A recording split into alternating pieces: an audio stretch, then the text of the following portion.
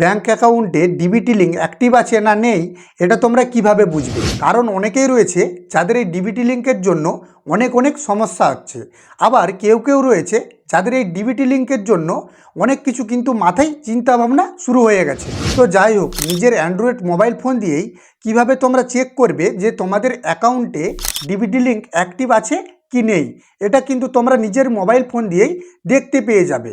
তো কি করে সেটা কিন্তু আমি তোমাদেরকে খুব সহজেই দেখিয়ে দেব। তো আমি বেশি কথা বলবো না, তোমরা দেখছো বাংলা টিপস চ্যানেলের ভিডিও, আমি জগদীশ। তোমরা যদি এখনও চ্যানেলটিকে সাবস্ক্রাইব করে না রাখো তাহলে চ্যানেলটিকে এখনই সাবস্ক্রাইব করে পাশে থাকো। তো চলো ভিডিওটা কিন্তু শুরু করা যাক। তো দেখতে পাচ্ছ আমি আমার মোবাইলের যেই মেন পেজ সেই মেন পেজে চলে এসেছি। তো অ্যাকাউন্টের মধ্যে ডিবিটি লিঙ্ক অ্যাক্টিভ আছে না নেই সেটা জানার জন্য তোমাদেরকে বা সেটা চেক করার জন্য তোমাদেরকে যে কোনো একটা ওয়েবসাইট কিন্তু ব্যবহার করতে হবে।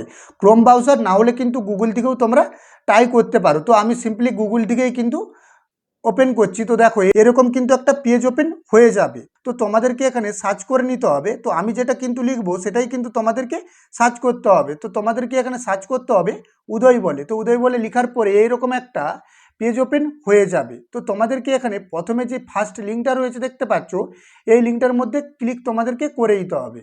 তো যদি তোমরা ক্লিক করে দাও তাহলে কিন্তু এখানে একটা নতুন পেজ ওপেন হয়ে যাবে। তো দেখতে পাচ্ছ এখানে কিন্তু তোমাদের যে ভাষাটা সেটা কিন্তু এখানে সিলেক্ট করতে বলছে। তো আমি সিম্পলি এখানে ইংলিশ করে দিলাম। তো ইংলিশ করার পরে দেখতেই পাচ্ছ আরেকটা কিন্তু নতুন পেজ ওপেন হয়ে গিয়েছে। তো তোমাদেরকে এখন যে কাজটি করতে হবে, একটু নিচের দিকে কিন্তু স্ক্রল করতে হবে। তো স্ক্রল করার পরে তোমরা কিন্তু এখানে একটা অপশন পেয়ে যাবে আধার সার্ভিস। তো এই আধার সার্ভিসে কিন্তু তোমাদেরকে ক্লিক করে দিতে হবে। তো ক্লিক করলে কিন্তু এখানে আরেকটা নতুন পেজ ওপেন হয়ে যাবে। তো তোমাদেরকে এখানে যে কাজটি করতে হবে, এখানে দেখতে পাচ্ছ আধার লিঙ্কিং স্ট্যাটাস। তো এখানে কিন্তু তোমাদেরকে ক্লিক করে দিতে হবে।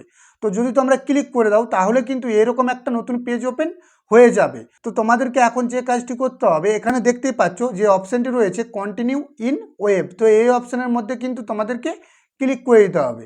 তো ক্লিক করলে কিন্তু এরকম একটা পেজ ওপেন হয়ে যাবে। তো এখন তোমাদেরকে একটু নিচের দিকে চলে আসতে হবে। তো নিচের দিকে আসলে কিন্তু তোমরা এখানে একটা অপশান পেয়ে যাবে।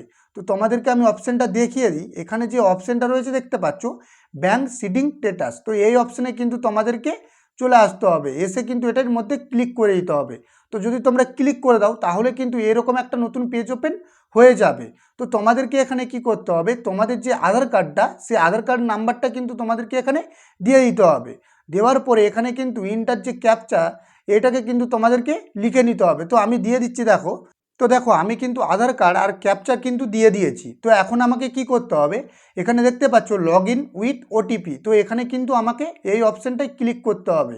তো যদি আমি এই অপশানে ক্লিক করে দিই তো তাহলে কিন্তু আমার আধার কার্ডের সঙ্গে যে মোবাইল নাম্বারটা লিঙ্ক রয়েছে তার মধ্যে কিন্তু ওটিপি চলে যাবে। তো সেই ওটিপিটাকে কিন্তু এখানে বসাতে হবে। তো আমি ওটিপিটা দিয়ে দিচ্ছি। তো ওটিপিটা দেওয়ার পরে তোমাদেরকে যে কাজটি করতে হবে, এখানে লগ ইন বলে যে অপশানটি রয়েছে এখানে কিন্তু ক্লিক করে দিতে হবে। তো যদি তোমরা ক্লিক করে দাও তাহলে কিন্তু আরেকটা নতুন পেজ ওপেন হয়ে যাবে। তো দেখতে পাচ্ছ এখানে কিন্তু আমার উপরে যেই মানে আইকনটা দেখতে পাচ্ছ, এই আইকনটা কিন্তু এখানে দেখাচ্ছে। তো তোমাদেরকে আমি দেখিয়ে দিচ্ছি, আইকনটা কিন্তু চলে এসেছে। তো আমি যদি আবার এই ব্যাঙ্ক সিডিং স্ট্যাটাসে ক্লিক করি তাহলে কিন্তু আমার ডিবিটি লিঙ্ক অ্যাক্টিভ আছে না নেই। তো ক্লিক করার পরে দেখতেই পাচ্ছ এখানে কিন্তু একটা নতুন পেজ ওপেন হয়ে গিয়েছে। তো দেখো এখানে কিন্তু লাস্ট আপডেট যে ছিল সেই আপডেটটা কিন্তু অনেক দিন আগেই অ্যাক্টিভ ছিল, কারণ আমার অনেক দিন আগেই কিন্তু ডিবিটি লিঙ্ক অ্যাক্টিভ ছিল। তো দেখতে পাচ্ছ এখানে দেখাচ্ছে যে অ্যাক্টিভ ব্যাঙ্ক সিডিং স্ট্যাটাস কিন্তু আমার অ্যাক্টিভ রয়েছে। তো তোমাদের যদি এখানে ইনঅ্যাক্টিভ থাকে তাহলে কিন্তু তোমাদেরকে বুঝে নিতে হবে যে তোমাদের কিন্তু ডিবিটি লিঙ্ক অ্যাক্টিভ নেই। তোমাদেরকে কিন্তু যে কোনো জায়গায় গিয়ে এটাকে অ্যাক্টিভ করে নিতে হবে। তাছাড়াও তোমরা ফোন থেকেও কিন্তু অ্যাক্টিভ করতে পারবে। তো আশা করি তোমরা বুঝতে পেরেছো। তো যদি ভিডিওটি ভালো লেগে থাকে তাহলে চ্যানেলটিকে সাবস্ক্রাইব করে পাশে থাকো। তো চলো দেখা হচ্ছে পরের ভিডিওয়।